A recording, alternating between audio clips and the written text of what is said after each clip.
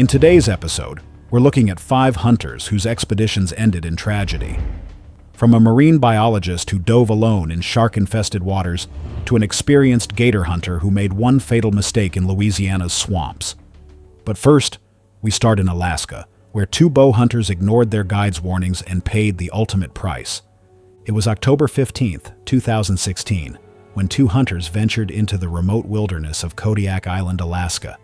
The rugged terrain stretched endlessly with dense alder thickets and towering Sitka spruce trees, creating a maze of natural corridors. Autumn fog rolled across the mountainous landscape, reducing visibility to mere yards in some areas. The island's vast wilderness supported one of the highest densities of brown bears on Earth, making it a place where humans were merely visitors in a realm ruled by massive carnivores. Felix Williams, a 34-year-old construction foreman from Montana, had dreamed of this hunt for 3 years, saving every spare dollar for the expensive guided expedition. Known for his aggressive hunting style and overconfidence, Felix specialized in archery hunts and had insisted on bow hunting despite rifles being available, confident his skill would compensate for the risks. His reputation for pushing boundaries had earned him both respect and concern among fellow hunters. His companion, Wes Graham, was a 29-year-old accountant from Colorado who had limited big-game experience but considerable financial resources. Wes had invested heavily in premium hunting equipment, hoping to impress his more experienced friend on what would be his first dangerous game hunt. The duo had hired a seasoned local guide who warned them repeatedly about a particular massive male bear that had been terrorizing the area. This legendary bear had charged other hunters twice before, displaying unusual aggression even for Kodiak standards. The guide emphasized patience and precision, stressing that wounded bears became extremely dangerous and often doubled back to attack their pursuers. Felix dismissed these warnings with characteristic arrogance, convinced his bow hunting skills would ensure a clean kill. Kodiak brown bears are among the largest predators on Earth, with adult males reaching weights exceeding 1,200 pounds. These animals possess incredible strength, with claws commonly measuring up to 4 inches in length and a crushing bite force. Kodiak bears can sprint at 35 miles per hour through dense vegetation and possess an acute sense of smell that can detect scents from miles away. Their thick hide and dense muscle mass make them incredibly difficult to kill, requiring precise shot placement to vital organs. When wounded, they become particularly aggressive, often circling back to ambush their attackers rather than fleeing. The fatal mistake occurred when Felix spotted the massive bear at 60 yards through a clearing and took a hasty shot without proper preparation. His broadhead arrow struck the bear's shoulder blade instead of penetrating the vital chest cavity behind the front leg. The wounded animal let out a thunderous roar that echoed across the valley before crashing through the brush, leaving a clear blood trail on fallen leaves and broken branches.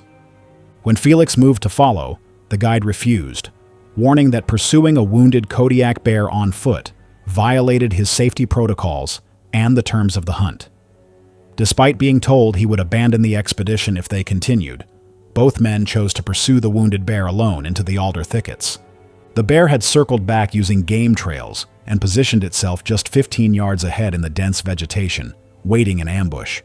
When Felix and Wes entered the thicket following the blood trail, the massive predator exploded from concealment at full speed. In under 2 seconds, it covered the distance with terrifying efficiency. Felix managed to release one more arrow that struck the bear's chest. The massive frame slammed into Felix with devastating force, razor-sharp claws raking across his torso. 4-inch claws tore through his heavy hunting jacket and ribcage, puncturing both lungs instantly and causing massive internal hemorrhaging. The bear's jaws clamped down on Felix's head and neck with crushing pressure, causing catastrophic cranial and cervical trauma.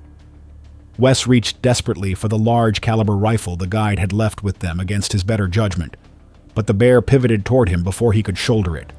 A powerful swipe caught Wes across the upper thigh, the claws opening the femoral region and causing severe vascular damage. As Wes fell backward onto the forest floor, the bear continued slashing his chest and forearms for nearly a minute while he attempted to bring his rifle up. Felix died within minutes from massive head trauma and chest injuries.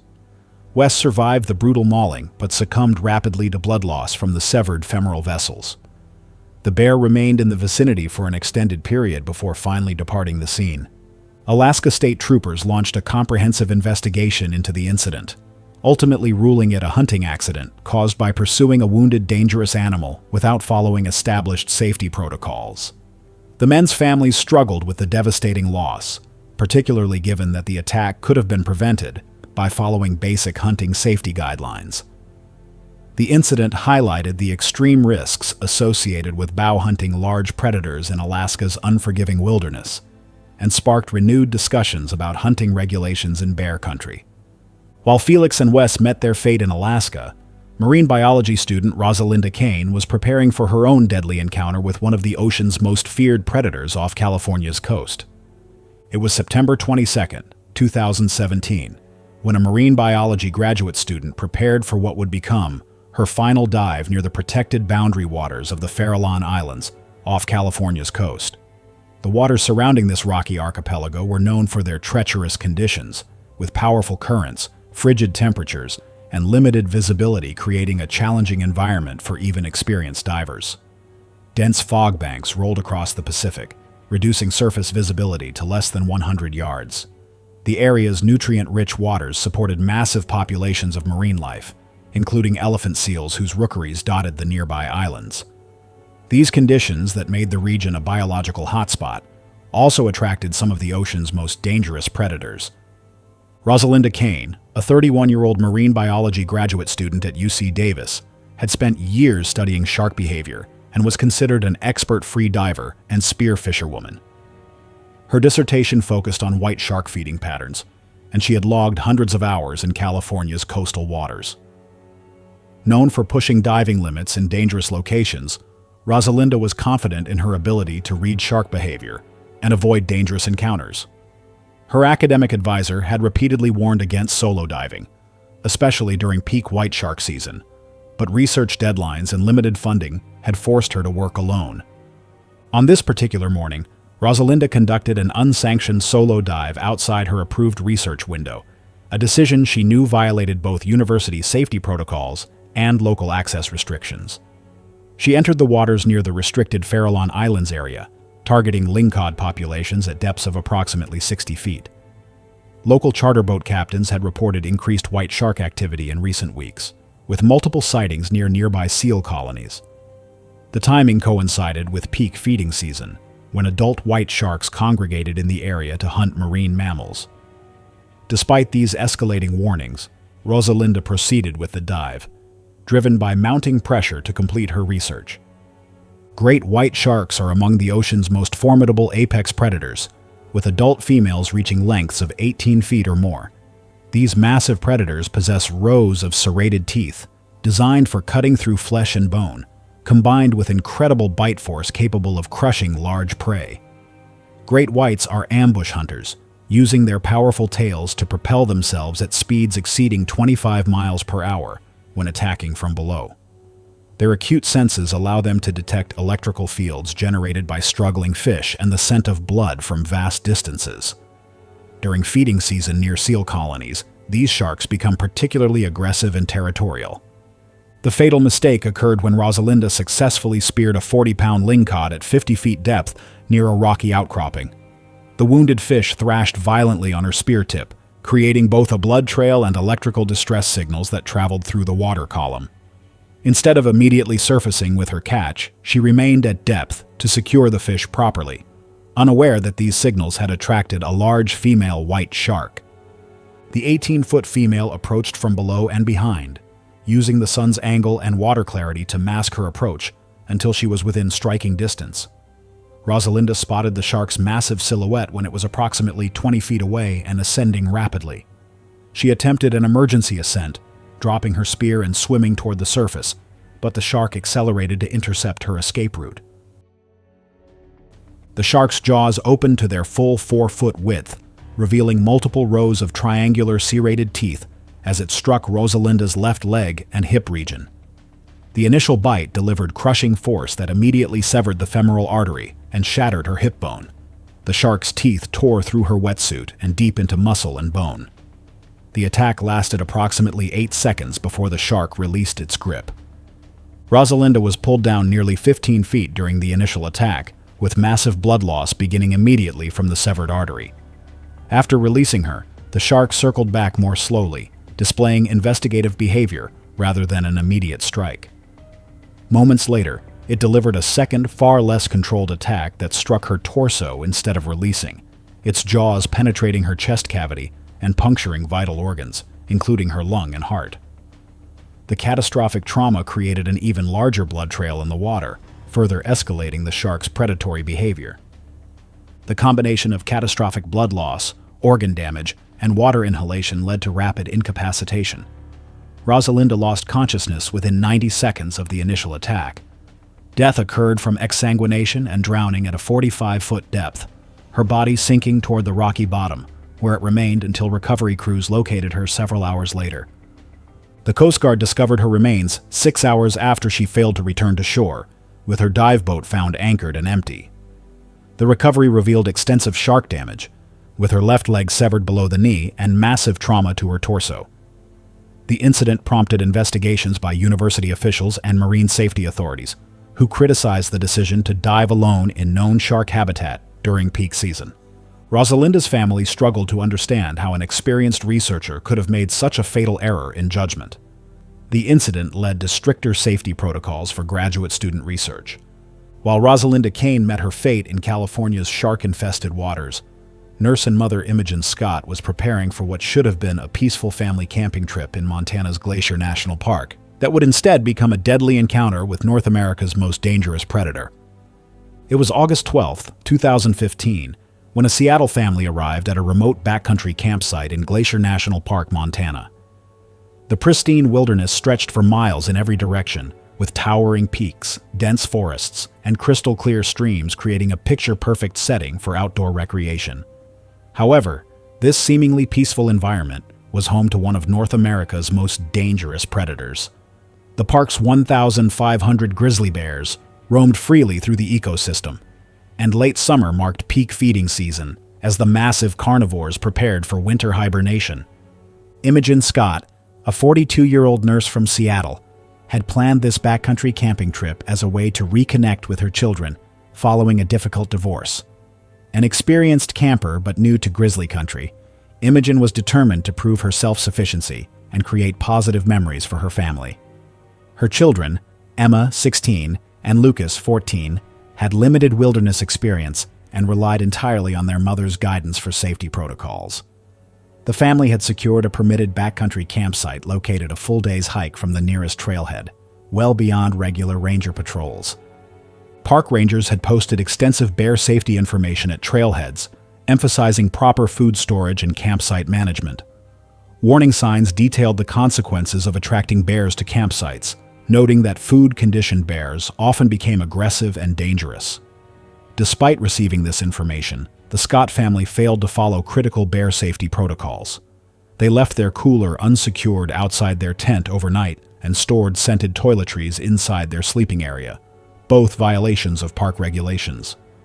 Grizzly bears are among North America's most formidable predators, with adult males weighing up to 800 pounds and possessing incredible strength and speed. These massive omnivores can sprint at 35 miles per hour and have an acute sense of smell that can detect food odors from miles away. During late summer, grizzlies enter hyperphagia, consuming up to 20,000 calories daily to build fat reserves for winter. This makes them extremely aggressive when defending food sources, and they will attack anything perceived as competition or a threat to their meal. The fatal mistake occurred when the family left their cooler containing food scraps outside their tent throughout the night. The scented toiletries stored inside created additional attractants. At approximately 5 a.m., a large male grizzly discovered the unsecured cooler and began feeding on its contents just 30 feet from the family's tent. Imogen was awakened by sounds of the bear rummaging through their supplies and made the critical error of leaving the tent to investigate. She stepped outside wearing only pajamas and a headlamp, immediately finding herself at close range with a 650-pound grizzly that was actively feeding. The bear raised its massive head and identified her as a potential threat to its food source, triggering an immediate defensive response. The grizzly launched into an explosive charge, covering the distance in less than 3 seconds. Imogen turned to run back toward the tent, but this movement triggered the bear's chase instinct and escalated the encounter. The bear's massive frame struck her from behind, knocking her forward onto the rocky ground with tremendous force. The impact caused severe trauma, but the bear immediately began inflicting additional damage with its claws and teeth. Razor-sharp claws raked down her back and flank, creating deep lacerations that severed muscle tissue and caused multiple fractures to her ribs and spine. The bear's weight pressed down on her body as it continued the assault. The grizzly's jaws clamped down on Imogen's neck and shoulder region, delivering a crushing bite force that caused catastrophic damage to vital structures. The attack severed major blood vessels in her neck while simultaneously crushing vertebrae and damaging her airway. Her screams echoed through the campsite, waking Emma and Lucas inside the tent, but the children remained hidden. The mauling lasted less than 30 seconds but caused catastrophic injuries.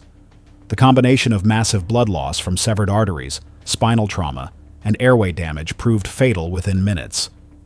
Death resulted from vascular injury and neck trauma. After killing Imogen, the grizzly remained in the area for several hours, continuing to feed on scattered food supplies. Emma and Lucas remained inside their tent until full daylight, then carefully exited and hiked 6 miles to the nearest ranger station to report the attack. Park Service investigators ruled it a preventable tragedy caused by improper food storage and failure to follow bear safety protocols. The investigation revealed multiple violations that directly contributed to attracting the bear. Imogen's family struggled with grief compounded by the knowledge that basic safety measures could have prevented the attack.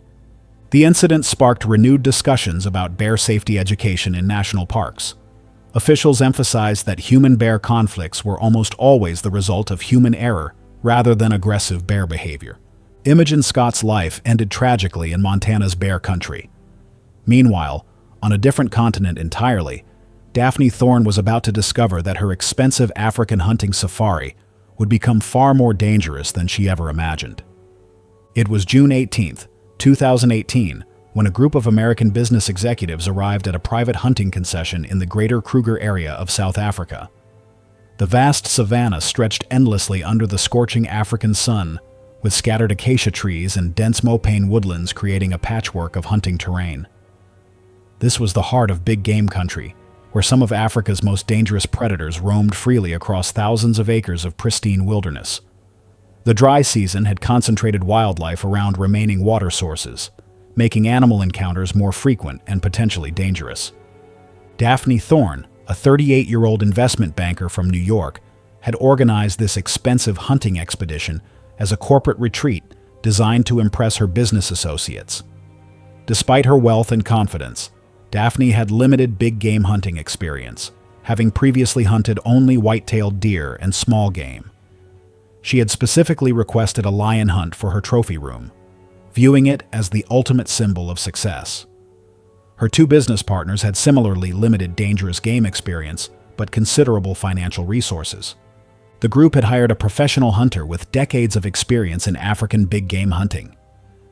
During their initial briefing, he warned them extensively about lion pride dynamics and the extreme dangers of tracking wounded cats into thick cover. He emphasized the importance of precise shot placement and maintaining proper formation during tracking situations. The professional hunter had also mentioned unusual lion behavior in the area. African lions are among the continent's most formidable apex predators, with adult females weighing up to 280 pounds and possessing incredible speed, strength, and hunting intelligence. These social cats hunt in coordinated groups, using sophisticated ambush tactics evolved over millions of years. Lions can sprint at speeds exceeding 35 miles per hour and possess razor-sharp claws capable of inflicting devastating wounds. Their powerful jaws deliver a crushing bite force that can sever major arteries. When wounded, lions become extremely aggressive and coordinate attacks using pack hunting strategies. The fatal mistake occurred on the 3rd day when Daphne spotted what appeared to be a large male lion through dense mopane brush at approximately 80 yards. Eager to secure her trophy, she took a rushed shot without properly identifying her target. Her bullet struck a lioness instead of the intended male, wounding but not killing the animal. The wounded lioness immediately disappeared into thick woodland. Against the professional hunter's explicit advice to wait, Daphne insisted on immediately pursuing the blood trail. The group entered the dense mopane woodland without maintaining proper formation. Despite the professional hunter taking the lead, Daphne remained dangerously close and repeatedly stepped out of position, trying to maintain visual contact with the blood trail. This critical error placed them in extreme danger as they moved through terrain that heavily favored the wounded predator. The wounded lioness had rejoined at least 2 other pride members that remained concealed nearby. As the hunting party advanced following the intermittent blood trail, they unknowingly walked directly into the coordinated trap. The lions had used their superior knowledge of terrain to surround the humans, while remaining completely concealed. The attack began when the wounded lioness charged from the left flank at close range, targeting Daphne as the source of her injury. The 280-pound predator struck Daphne at full sprint, knocking her 8 feet backward and sending her rifle flying beyond reach. The lioness's powerful jaws immediately clamped down on Daphne's throat and upper neck region, delivering crushing pressure that severed the carotid artery and crushed her trachea. Within seconds, a second lioness joined the attack, raking razor-sharp claws across Daphne's abdomen and chest. The 4-inch claws opened massive wounds that penetrated deep into her torso, causing catastrophic internal damage and massive blood loss. Daphne's screams were cut short as the throat bite prevented vocalization and rapidly compromised her airway. The coordinated attack continued for nearly a minute as both lionesses focused their assault on Daphne's vital areas. The professional hunter fired multiple shots, successfully killing the primary attacking lioness and forcing the second to retreat. However, the damage had already been done. Daphne had suffered massive throat trauma that severed major blood vessels and completely destroyed her airway. Death occurred within 6 minutes from the combination of massive blood loss and asphyxiation. The remaining pride members retreated deeper into the woodland after the professional hunter's intervention. South African authorities launched an investigation into the incident, ultimately ruling it a hunting accident caused by failure to follow established dangerous game protocols. Daphne's family struggled with the loss, particularly given that the tragedy could have been prevented by following basic hunting safety guidelines. The incident sparked discussions within the professional hunting community about client education and safety enforcement. As Daphne Thorne's life ended tragically in the African wilderness, far across the ocean in Louisiana's swamplands, seasoned gator hunter Byron Vance was about to face his own deadly confrontation with a massive reptilian predator lurking beneath the murky waters. It was September 14, 2016, when an experienced alligator hunter ventured deep into Louisiana's Atchafalaya Basin, one of America's largest and most dangerous swamplands. The vast wetland ecosystem stretched for miles in every direction, with towering bald cypress trees draped in Spanish moss, creating a cathedral-like canopy over the dark, tannic waters. Narrow channels wound through dense vegetation, creating a maze of waterways where visibility was limited and danger lurked beneath the surface. Spring breeding season had arrived, making the basin's massive alligator population more aggressive and territorial. Byron Vance, a 35-year-old oil rig worker from Louisiana, represented the 3rd generation of his family to hunt alligators in these treacherous waters. With 15 years of experience navigating the swamp's hidden dangers, Byron was known for his willingness to pursue trophy-sized gators that other hunters avoided. His reputation for taking dangerous risks had earned him both respect and concern among fellow hunters. Byron preferred hunting alone to maximize profits from valuable hides. For 3 weeks, Byron had been tracking a legendary 14-foot male alligator that had eluded capture by multiple hunters over several seasons. Local hunters had warned him repeatedly about this particular animal's unusual size and aggressive behavior, noting that previous attempts to harvest it had resulted in close calls. The massive reptile had earned a fearsome reputation for attacking boats and displaying territorial behavior far beyond normal patterns. Despite these warnings, Byron remained determined to claim this ultimate trophy. American alligators are among North America's most formidable aquatic predators, with large males reaching lengths exceeding 14 feet and weights approaching 1,000 pounds. These ancient reptiles possess incredible bite force and lightning-fast reflexes. Alligators are perfectly adapted for their aquatic environment, capable of explosive bursts of speed both in water and on land. Their powerful tails serve as both propulsion and weapons, while their massive jaws contain rows of razor-sharp teeth designed for gripping and crushing prey. During breeding season, male alligators become extremely territorial and aggressive. The fatal mistake occurred when Byron spotted the massive 14-foot male basking in shallow water near cypress roots. Instead of using proper baiting techniques, he decided to approach the animal directly in 3-foot deep water. Byron fired a single .22 caliber shot aimed at the alligator's head, but the bullet struck at an angle and failed to penetrate the thick skull bone. The wounded alligator immediately slid off the muddy bank into the murky water and disappeared beneath the surface.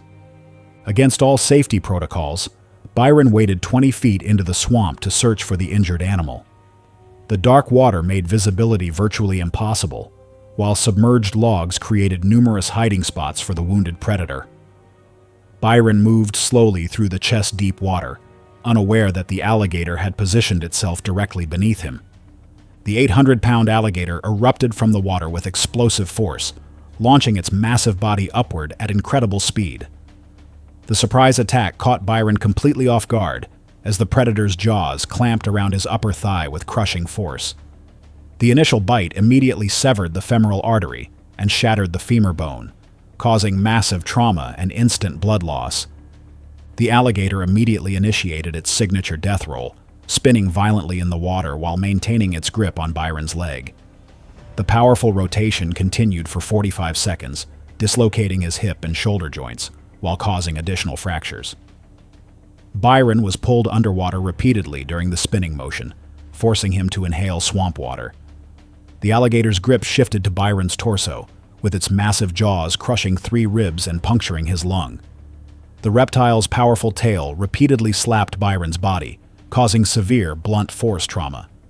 Each impact drove him deeper underwater, making breathing impossible and accelerating his drowning. The attack continued for over 3 minutes. Death resulted from the combination of massive blood loss from the severed femoral artery, drowning from repeated submersion, and catastrophic internal injuries from the crushing bite force and death roll trauma. Following typical behavior, the massive reptile cached Byron's body underwater beneath a fallen cypress log. The animal remained in the area for several days, defending its kill from scavengers. Louisiana Wildlife and Fisheries launched a search operation when Byron failed to return. Search teams discovered his abandoned boat within 24 hours after he failed to check in, leading to the recovery of his remains lodged beneath the cypress log. The condition of the body confirmed death by alligator attack. The incident prompted discussions about alligator hunting safety protocols. Byron's family struggled with the loss, particularly given his extensive experience. Wildlife officials emphasized that alligator attacks remained extremely rare, but noted that pursuing wounded animals dramatically increased risk. Thanks for watching. Want to see more? Click on your screen now.